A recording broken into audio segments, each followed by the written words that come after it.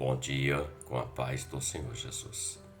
Livro do profeta Ezequiel, o capítulo 14, e o verso 14 declara assim: Ainda que estivessem no meio deles, ou no meio estes três homens, Noé, Daniel e Jó, eles, pela sua justiça, livrariam apenas a sua alma, diz o Senhor Jeová. O texto fala de um castigo, de um juízo que o Senhor estava trazendo àquela terra, àquele povo.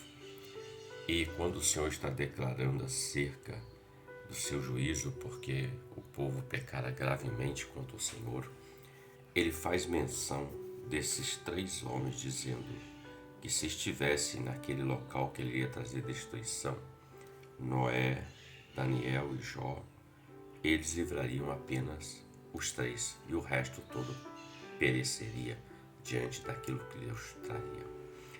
Refletindo sobre este verso, para nosso crescimento, aprendizado, entendimento, isso me fez pensar que Deus, ele não esquece nada daquilo que o homem faz para ele ou por ele. Deus não esquece aquilo que Deus tem dado ao homem para que ele realize em favor da alma dele, da vida dele. Deus não esquece aquilo que os seus servos fazem. Deus tem memória.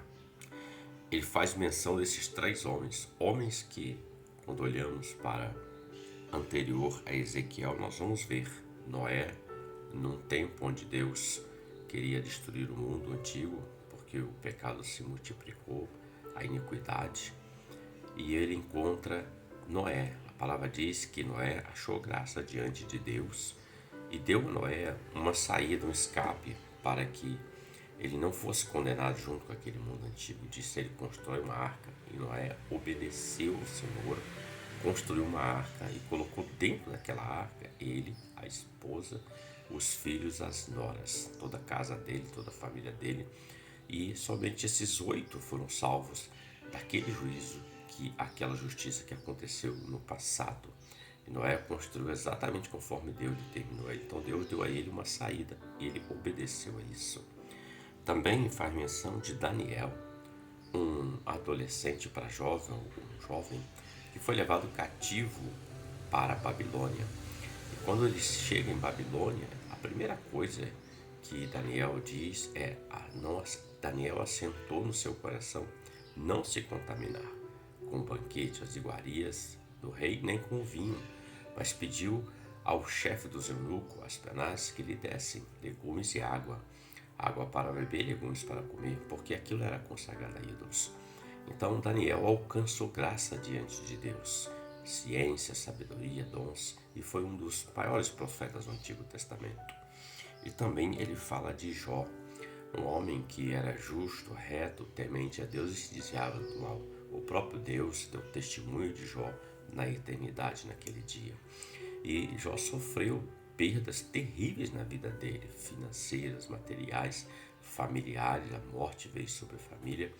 E Jó depois foi acometido de uma enfermidade e ficou muitos dias, muito tempo com aquela enfermidade, mas a característica de Jó é que o coração de Jó não estava naquilo que Deus permitia que ele desse, que ele vivesse, que abençoasse a vida dele, mas estava no Senhor. Então, a perda dos filhos, a perda dos bens materiais, financeiros, não fizeram com que Jó negasse ao Senhor, nem muito menos a enfermidade. Jó antes olhava para o alto e dizia: eu sei que o meu Redentor vive e que um dia ele se levantará sobre a terra. Então, Deus faz menção desses três homens.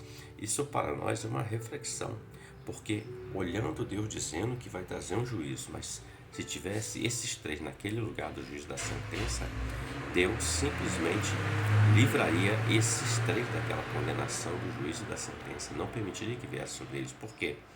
Porque esses três homens tiveram virtudes e qualidades das quais nós devemos refletir e imitá-las. Reflita sobre isso, porque Deus tem sempre o melhor para aqueles que amam e servem a Ele acima de todas as coisas.